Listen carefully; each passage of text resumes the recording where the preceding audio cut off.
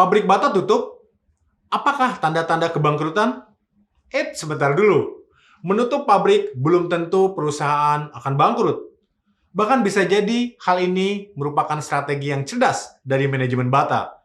Dan Bata bukan satu-satunya perusahaan sepatu yang tidak punya pabrik sendiri.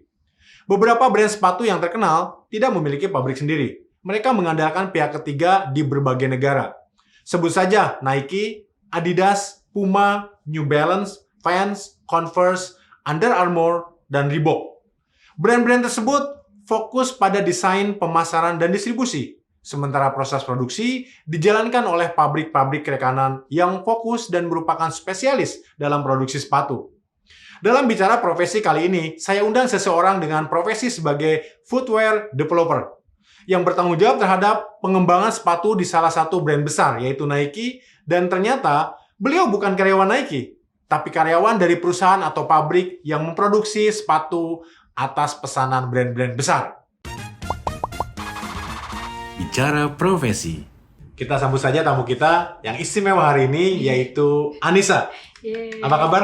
Baik, Pak. Baik. Alhamdulillah. Boleh diceritakan dulu nggak? Ini profesinya agak asing di kuping saya. Apa itu seorang footwear developer? Footwear developer sendiri secara harfiah, literally-nya itu diartikan dalam bahasa Indonesia sebagai pengembang sepatu. Tapi di sini beda hal dengan developer IT. Di sini kami lebih kayak kerjanya per project kayak gitu. Jadi mengembangkan sepatu dari hasil brief sampai jadi ke produksi gitu. Delivernya itu cukup panjang juga sih untuk mengembang sampai ke produksi dan sampai ke toko-toko gitu. Oke, pertanyaan saya mungkin yang pertama ya terkait dengan posisi ini. Ini si footwear developer ini bagian dari brand atau bagian dari manufacturer-nya?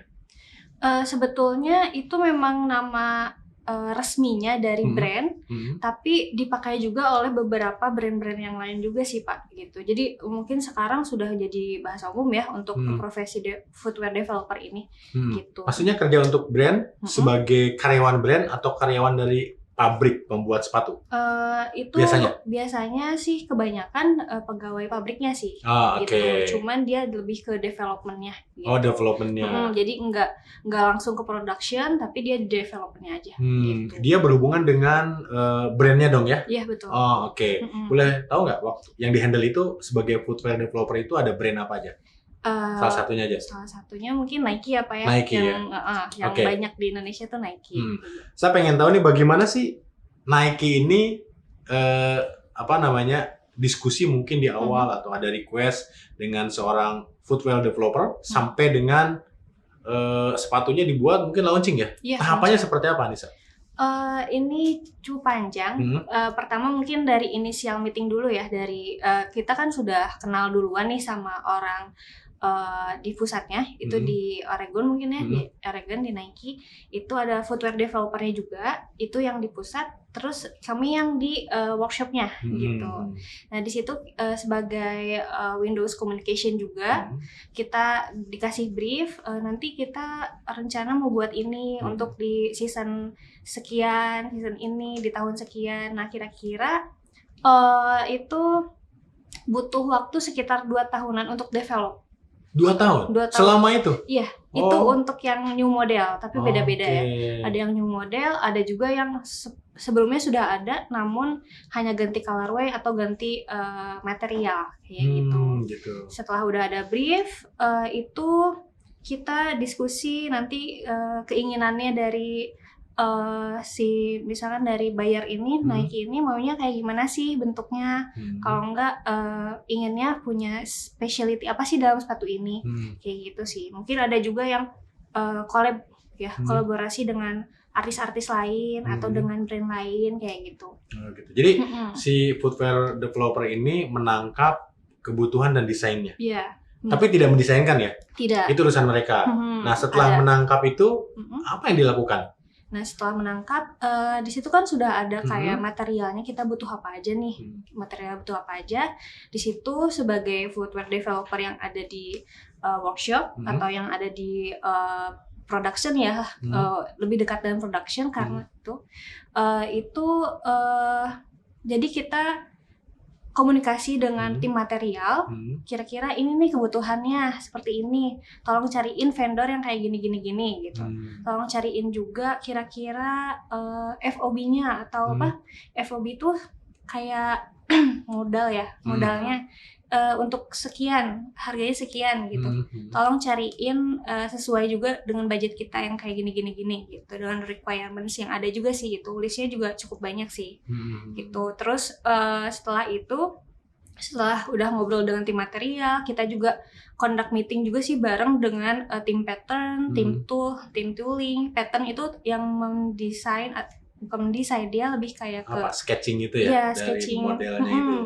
Sebenarnya kan sudah ada sketchingnya, bentuknya tuh seperti apa kita udah tahu. Cuman kalau material kan beda lagi apa ya, kita kan harus ada untuk ngejahitnya kayak gimana nih tekniknya gitu. Nanti juga tim pattern ini akan collab langsung atau kerja langsung dengan tim workshop atau tim yang menjahit. Nah itu tim sewing, tim material juga sama. Kira-kira kalau yang kayak gini jangan pakai jarum ini gitu.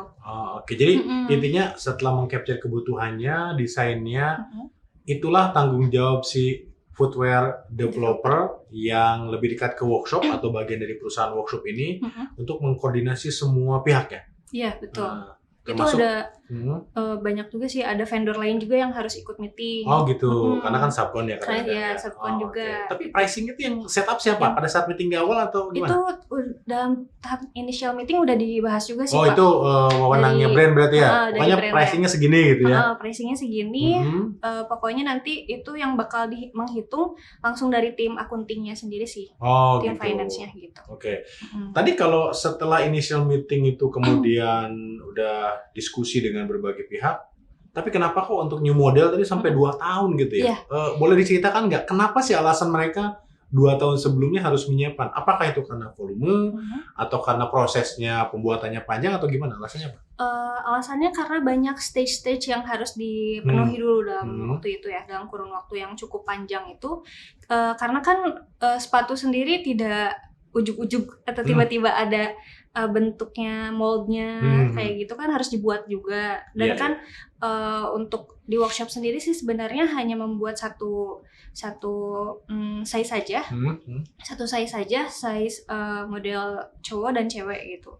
Nah kalau misalkan nanti masuk ke production kan itu all sizing kayak gitu, dan itu harus diperhitungkan juga oleh tim yield ada lagi. Nah itu nanti itu juga yang akan dibantu oleh tim footwear developer atau footwear developer sendiri pun harus sudah aware. Ini udah cocok belum kita masuk untuk ke production kayak gitu.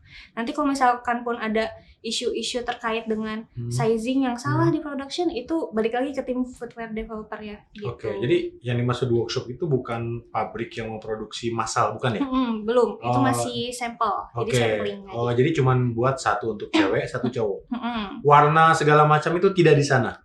Warna di situ juga. Oh di sana, berarti kalau ada misalnya minta 10 warna berarti bikin 10 warna seperti itu ya? Dan di situ pun juga kami dicek juga di namanya itu di chemical engineering, mereka bakal tes dulu nih sepatunya layak gak gitu. Karena kan warna pun ada yang luntur ya, ada yang luntur, terus ada yang ini gak bagus untuk di kaki kayak gitu.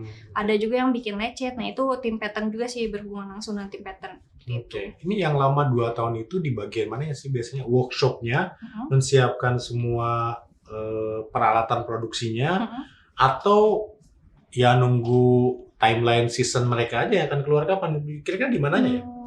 Itu pun juga ada dua ada 2 kategori. Ada yang namanya gel itu terbilang cepat sih, terbilang cepat. Itu lebih ke banyak yang dilewati stage-nya gitu. Nah itu biasanya untuk yang existing model, tapi materialnya aneh-aneh. Nah itu yang bikin jadi jadi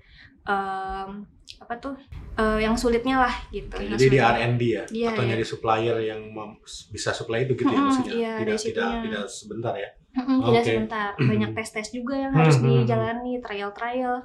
Kadang tidak sesuai juga dengan kehendak kita kan, kayak tiba-tiba, oh material ini kebakar, oh material ini jadinya bau, oh material ini warnanya jadi berubah dalam kurun waktu 2 hari kayak gitu. Ada yang kayak gitu juga. Jadi ya cukup tricky juga sih itu kalau misalkan yang di gel. Tapi ada juga yang inline. Nah inline ini awal mulanya new model pun juga di sini. Nah di situ yang bikin lama sebenarnya dari pattern jelas itu karena kita kan masih meraba-raba ya, oh kira-kira ini sih gitu. Itu lalu tim tooling tuh dari sole sepatu yang dari ada bahannya, nama materialnya itu polyurethane, terus juga ada yang namanya IP injection violent, sama yang rubber yang biasa kita di bawah tuh kan rubber. Nah itu sih yang cukup sulit juga sih karena mereka harus mendukung dengan kira-kira ini mau dipakai di season apa. Misalkan bisa di season summer atau season winter kan itu beda-beda itu ya. Beda ya? Dari si karetnya gitu. Kadang ada yang gampang lupa, dari itu kan juga harus dites dulu. Tapi bukannya kalau memang workshop itu sudah biasa menghandle katakanlah brand Nike ya, itu kan nggak usah mikirin itu lagi kan? Tapi soalnya gini, maksud saya kalau untuk winter udah pastilah bahannya apa, untuk summer bahannya apa gitu, toolingnya pasti kayak gini, atau tetap masih ada proses yang cukup lama? Walaupun udah repeat order dengan model yang berbeda? Tetap ada hal trikinya itu kadang suka berbeda. Ada yang mungkin di season lama itu material si rubbernya itu lebih ke pure rubber. Terus di season selanjutnya itu mereka minta untuk yang sudah recycle. Karena di Nike pun kan ada, mungkin bukan di Nike aja tapi di yang lain pun juga ada ya sekarang lebih ke recycle atau go green kayak gitu. Jadi banyak yang gimana caranya untuk membuat material recycle ini kualitasnya sama dengan yang rubber asli atau rubber yang pure kayak gitu. Oke, jadi sih, memang walaupun berbeda. Walaupun itu sudah repeat order, tetap dari satu brand, walaupun beda hanya model, mereka juga ada permintaan itu ya, bahannya harus apa dan sebagainya gitu ya. Karena ya di situ juga pas initial meeting ditulis juga ini kegunaannya untuk apa, keunggulannya apa, ya itu sih yang lebih jadi kita tahu footwear developer tuh yang paling tahu. Jadi ya sebagai yang di Indonesia atau yang di productionnya, jadi kita tuh dititik beratkan menjadi yang mengutus gitu. Ya. Ini kan 2 tahun ya, new model akan muncul. Berarti seorang footwear developer ini memegang model yang akan rilis 2 tahun lagi, katakanlah gitu ya. Ini kan betul. Rahasia banget ya. Iya, kalau bocor gimana ya? Pernah ada sih kejadian, tapi waktu itu kebetulan saya belum ada di situ. Cuman ya itu jadinya jadinya kayaknya langsung flop sih, langsung flop gitu. Jadi entah jadi dilanjutkan ke production, entah enggak pun juga. Gitu ya. Karena udah keburu. Tiba-tiba ada di pasaran ya. Ini kalau kompetitor ya. Nah, tuh KW gimana ya? Masa yang asli niru yang KW gitu kan, nanti yang KW yang mana? Gitu ya. Berbeda sekali. Saya mau bicara mengenai model tertentu nih, misalkan gini. Pernah ada nggak atau pernah handle nggak satu model yang khusus untuk atlet tertentu kan suka ada tuh. CR7 misalnya. Untuk Lionel Messi misalnya kalau pemain bola atau atlet olahraga apapun. Itu prosesnya sama kayak gitu? Prosesnya sama, tetap sama. Cuman mungkin yang lebih ditonjolkan itu di bagian marknya si orang tersebut atau si tokoh tersebut gitu. Jadi kita paling membuat logo baru, itu kerja langsung dengan tim pattern, dengan tim logonya gimana. Misalkan Nisa ini udah sesuai belum sama warnanya gitu. Ini warnanya udah cocok belum? Ini udah derajatnya cukup gak ya untuk sesuai dengan si logo ini gitu yang ada di brief gitu. Jangan sampai terlalu ini ya atau bengkok jadi logonya gitu. Betul harus benar-benar pas ya, presisi ya. Presisi, apalagi ada ikon olahragaan terkenal misalkan gitu ya. Oke. Kalau misalkan diminta 1 mili harus 1 mili. Kalau misalkan diminta 0,5 mili harus presisi banget gitu. Jadi ya kemana-mana dulu saya sering bawa itu sih penggaris. Oh gitu. Kayak benar gak ya gitu. Oh sampai segitunya? Sampai ngukur segitu? Iya, memang presisi penggaris dengan ukuran yang lebih diproduksi dari produksi atau workshop itu? Iya. Tetap dicek gitu ya? Tetap dicek. Oke. Gitu. Mungkin itu awal-awalnya ya karena masih di workshop. Tapi kalau misalkan udah di produksi itu tim yang lain sih yang ngecek gitu. Kalau tanggung jawab seorang footwear developer ini tadi kan ada yang 2 tahun. Sampai produksi selesai atau betul-betul sampai launching? Sampai launching itu sampai launching kan kita udah seneng nih akhirnya gitu ya. Akhirnya launching, semoga aja fans pada suka gitu. Oh, sampai mikirin gitu? Iya. Oh, masa sih? Betul. Bukannya sampai dengan produksi ya sudah sesuai dengan desain dan sebagainya, udah urusan distribusi, urusan launching segala macam urusan mereka enggak, tapi harus bertanggung jawab juga. Iya, betul. Oh, karena gitu. kadang ada pun kan yang suka ada review-review gitu kan Pak di YouTube. Waktu itu kebetulan saya megang yang di review dan reviewnya tuh dibilang jelek karena dia tergoncang-goncang di perjalanan mungkin ya. Jadi sepatunya tuh yang mereka terima penyok. Nah, itu jadi gitu. bahan evaluasi lagi. Dari melihat itu viral, terus kami kan langsung heboh tuh. Oh, ini gimana gitu. Terus di situ akhirnya kita bikin kayak partisi gimana caranya biar si material ternyata material ini tuh nggak bisa kena panas gitu. Karena kan mungkin kalau misalnya pengiriman lewat kontainer atau lewat jalur laut kan itu kita tidak terduga ya Pak apa yang terjadi di tengah laut kayak gitu. Nah, itu harus diperhitungkan juga jadinya. Kita jadi full time learning juga sih. Jadi nggak akan pernah putus kita belajar karena kan material beda-beda gitu sih. Dan selalu baru ya? Iya, selalu karena baru. Saya pikir gini ya, tanggung jawabnya adalah sesuai modelnya, sesuai bahannya udah oke. Tapi ternyata kalau yang saya tangkap, kalau sepatu itu mau dijual di lokal Indonesia, US pasti mungkin travelingnya jauh atau ke Middle East yang lebih panas. Dan kalau itu ternyata ada kerusakan akibat tidak tahan panas, tidak tahan goncangan, itu juga tetap harus direvisi ya? Iya, betul. Oh, sampai seperti itu? Iya, karena kan itu ada launchingnya di tiap season apa aja, atau enggak di initial date kapan aja gitu. Kadang kan enggak sepanjang tahun sepatunya itu terus yang diproduksi tidak gitu. Jadi kadang 3 bulan sekali produksi ini, kadang di 4 initial date itu dia rilis terus udah kan mati gitu. Biasanya seperti itu. Kadang kalau misalkan emang banyak yang pesan atau banyak yang antusias itu kita bisa panjang gitu. Jadi tergantung juga sih, tergantung dari masyarakat juga gitu. Jadi untuk brand terkenal, footwear terkenal, saya jadi paham sekarang kadang-kadang ada sepatu edisi Jepang gitu ya. Saya pikir kenapa sih itu kan sepatunya sama, kenapa nggak diproduksi aja di Indonesia gitu ya? Ternyata materialnya juga mungkin bisa beda ya. Bisa beda. Dengan cuacanya dan sebagainya itu berbeda, jadi materialnya harus ada campuran apa dan dites dulu gitu ya. Iya, betul. Oh segitunya ya, padahal saya pikir ya udah produksi aja di Indonesia, ada permintaan dijual, ternyata nggak semudah itu.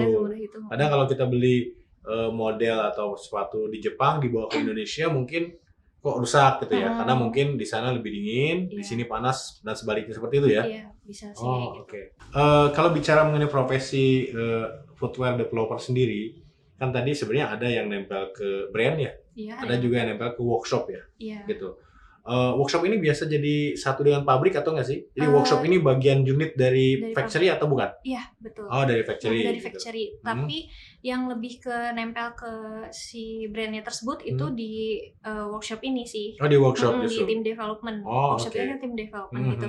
Jadi lebih banyak tektokannya atau lebih banyak komunikasinya dengan tim development gitu. Tapi nggak jarang juga sih, kadang si tim US-nya atau tim orang pusatnya itu datang ke production untuk ngecek juga sama kayak mereka juga pengen lihat gimana sih kalau di production tuh kan mereka biasa kayak ini kok jelek karena mereka tidak tahu teknikalnya seperti apa gitu. Karena kita yang di sini, kita yang tahu, kita yang ngejelasin ini tuh harusnya kayak seperti ini. Kadang ya mungkin mereka lebih lebih pintarnya di designing aja kali di desain.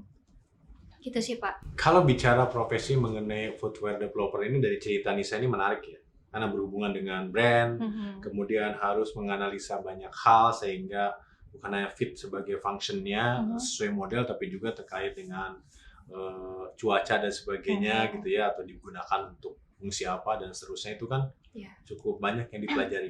Tapi sebetulnya posisi itu pasti ada di sebuah perusahaan footwear atau tidak semua perusahaan footwear ada? Pasti ada Pak. Pasti ada. Pasti ada. Mungkin namingnya berbeda, tapi kerjanya pun tetap sama sih seperti itu. Job description-nya tetap sama. Oke. Kalau misal mahasiswa nih yang sedang saya nggak tahu ngambil jurusan apa dan sebagainya, itu kan tidak bisa milih ya. Saya mau posisi yang seperti itu tuh gimana? Nisa pun nggak gitu kan dulu? Enggak ya. Tiba-tiba desain di sana ternyata seperti itu ya. Iya, betul. Oh gitu. Jadi learning by doing sih. Nah, jadi namanya berbeda di setiap perusahaan lokal maupun luar. Iya. Pernah handle brand dalam nggak sih? Dalam negeri? Nggak pernah. Belum pernah ya? Oh, oke. Karena ya baru-baru ini kan PSSI gitu ya. PSSI itu menunjuk brand lokal gitu ya untuk mensuplai semua kitsnya dari mulai footwear, seragam dan semuanya gitu ya untuk timnas cewek, cowok gitu ya. Dan juga mereka ada yang dijual ke publik segala macam ya gitu ya. Nah, berarti sebetulnya di brand tersebut juga ada dong posisi itu. Benar nggak sih? Ada sih Pak. Ada ya. Harusnya ada. Yang sempat kemarin jadi polemik ini. Untuk timnasnya masih oke gitu ya. Bahannya untuk yang untuk bagi supporter yang originalnya atau apa gitu ya, itu harganya lebih murah. Nah, yang untuk dijual bebas masyarakatnya ini nggak sesuai nih bahannya, nggak enak atau apa gitu, sempat menuai protes. Berarti kalau kita bicara seorang footwear developer, katakanlah sepatu gitu ya yang dijual tadi, khusus untuk kesebelasannya, khusus untuk orang yang hobi banget sehingga harganya di bawah itu kelas 2-nya, dan untuk masyarakat pasti beda dong ya? Iya, pasti beda sih Beda Pak. ya? Berarti 3 kerjaan atau gimana? Iya, biasanya karena di waktu saya kerja waktu itu juga itu ada 3 kategori juga sih Pak.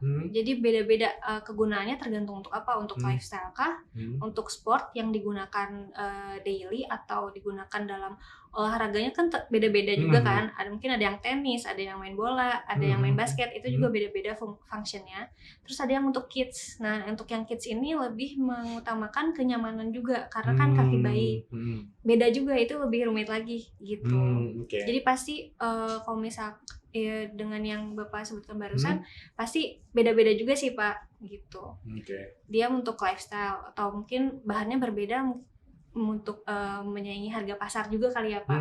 Gitu. Pasti ada yang disesuaikan lah lebih murah misalkan bahannya untuk masyarakat gitu ya. Kira-kira yang bisa digunakan daily untuk masyarakat atau yang untuk memang profesional untuk main bola gitu. Walaupun misalkan bentuknya sama, desainnya sama, katakanlah jersey aja lah, kaos gitu ya, sama karena footwear juga kan pakaian ya, aparel maksudnya. Yang dipakai oleh atlet bertanding itu dengan yang nonton kan fungsinya beda ya? Iya, fungsinya beda. Kalau atlet itu harus bisa menyerap keringat banyak gitu ya. Penonton kan ya nyaman, kalau memang rasanya seperti dipakai atlet mungkin nggak nyaman juga gitu ya. Memang seperti itu ya? Iya. Dan kalau terkait sepatu, footwear developer harus sampai seperti itu? Iya, karena gitu. Nanti pun yang ada namanya wear test, itu juga digunakannya atau di testingnya oleh orang-orang yang relate gitu sama yang sebagai functionnya apa. Misalkan kita lagi bikin sepatu untuk tenis, nanti yang wear testnya itu atlet tenis. Oh gitu. Nanti mungkin ada 3 orang atlet tenis yang akan kita coba pakai deh 1 minggu untuk latihan tenis kayak gitu. Nanti tolong kasih tahu apa aja yang rasanya kurang enak, apa aja yang enak kayak gitu. Karena yang dari 3 sepatu tersebut itu beda-beda pasti. Ada yang misalkan di bagian depannya itu lebih pendek polanya, ada yang lebih panjang, ada yang lebih gimana, itu sengaja karena ingin dicari tahu kira-kira mana yang membuat nyaman gitu. Karena kita pun juga nggak akan ngasih tahu, ini bedanya di sini loh, kayak gitu nggak akan. Gitu. Jadi biar mereka menilai dengan dengan rasanya sendiri. Tapi kalau yang wear test itu adalah atlet 3 orang misalnya berbeda, bukannya preferensi mereka bisa beda-beda ya? Artinya nanti custom dong jatuhnya. Iya. Atau gimana ya? Karena mungkin kalau misalkan di atlet ini digunakannya dalam latihan, jadi ya biasa latihan mungkin ya, kayak enggak yang kalau misalkan kejuaraan kan beda lagi, mungkin Beda dia lagi. lebih hardcore lagi atau kayak gimana gitu. Tapi kalau misalkan latihan ini kan kayak dipakai biasa aja gitu, gimana kira-kira enak atau enggak gitu. Seandainya nih, saya nggak tahu pernah case atau tidak, atau mungkin nggak pernah terjadi. 3 orang atlet A, B, C. A bilang kan desainnya beda-beda nih sengaja ya, supaya ada feedback ya, nggak ngasih tahu yang mana yang lebih bulat, bundar atau lebih lonjong dan lain-lain. Ternyata semuanya si A nyaman, si B nyaman, si C nyaman, gimana? Seorang footwear developer menyiasati itu. Berarti harus custom dong, beda-beda atau gimana? Kalau misalkan ada case kayak gitu, biasanya kami kasih lagi sepatunya.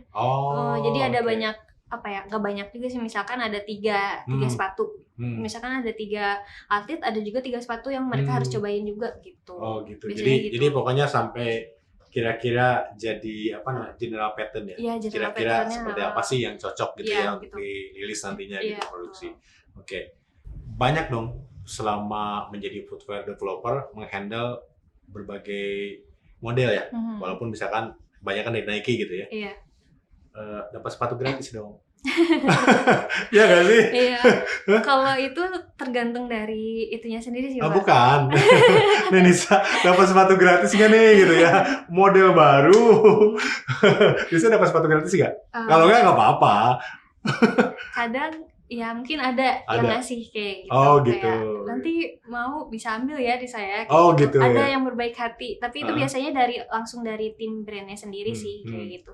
Dan biasanya yang dikasih pun juga bukan yang prototype atau yang sampel, biasanya yang udah rilis juga. Yang udah rilis ya. Oke. Seneng dong dikasih gratis. Seneng dong. Kalau seneng kan nggak mungkin murah. Pertanyaan saya, Nisa tau nggak? Berapa harga sepatu paling mahal yang pernah di-handle setelah rilis ke pasaran, entah di Indonesia atau di luar? Waktu itu pernah sih, kebetulan lagi collab juga sama Supreme. Terus itu kita benar-benar ngerjainnya sampai developer atau ya kaminya sendiri pun juga ikutan kayak ngebantuin ngerik-ngerikin. Gitu? Kenapa itu? Karena memang sesulit itu, Pak. Karena mungkin dari ke tim, kalau masuk ke tim production kan mereka itu ya lebih, kalau udah masuk production itu lebih menguntungkan, lebih mengedepankan yang namanya target hari ini, target berapa gitu kan. Sedangkan kalau kami kan, kalau footwear developer harus quality dulu gitu. Tapi maksudnya di sini nggak menjorokkan ke itu ya, ke produksi itu, nggak memaintain si kualitasnya, tidak. Tapi mungkin disitulah ada aja gitu, ada aja yang kurang gitu. Jadi kita ikut turun juga karena kebetulan waktu itu untuk si sepatu ini dimintanya nggak banyak gitu. Dimintanya special edition kayak gitu ya. Jadi kalau ada yang sedikit kurang pas, ikut ngerikin gitu ya, supaya perfect gitu ya. Gitu, sampai gitu ya. Iya, karena saking takutnya itu loh, nanti penasaran taunya jelek, nanti kan balik lagi ke kita kayak gitu. Gitu sih, Pak. Berapa harga paling mahal? Belum dijawab belum dibahas. Yang pernah di-handle gitu? Yang pernah di-handle mungkin ada 5-7 ke atasan. Juta ya? Oke, satu sepatu, satu pasang atau sebelah? Pasang ya? Sepasang dong. Sepasang. Dan itu pasar di Indonesia? Atau di luar? Di luar sih. Di luar ya? Di luar. Di Indonesia? Tapi kalau masuk Indonesia kayaknya lebih mahal. Waktu itu nggak masuk lebih Indonesia. mahal malah ya? Oke. Karena mungkin ada yang itulah namanya kulit. Kalau misalnya kulit tuh ada lagi kan si bayar untuk PPN-nya atau bayar untuk si kos-kos kayak gitunya. Jadi kalau misalnya udah keluar balik ke sini mahal lagi gitu.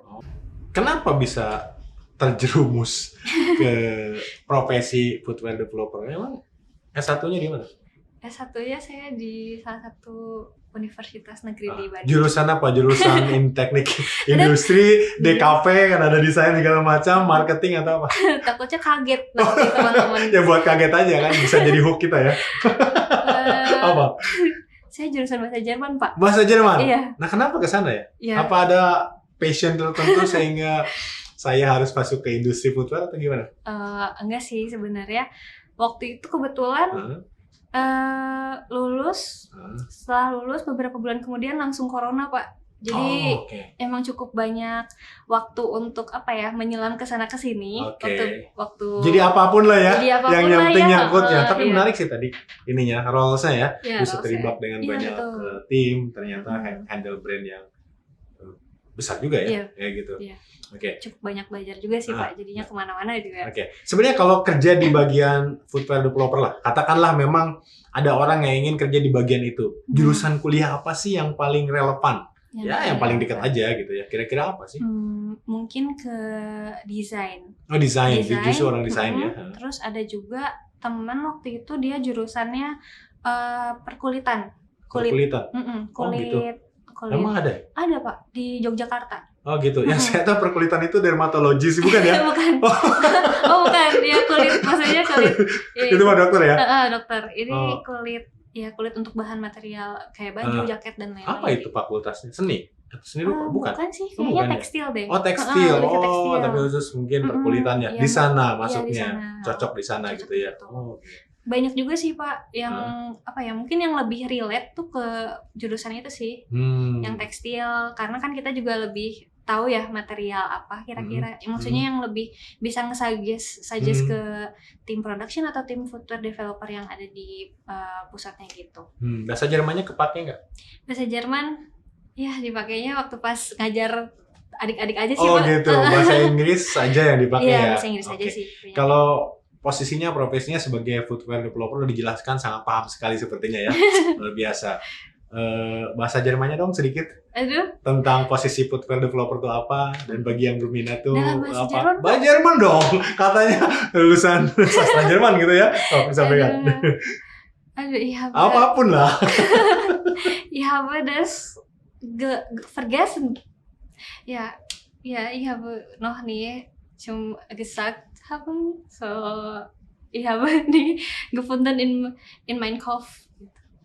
Amin. Apa coba artinya Pak? Amin. Saya bisa amin.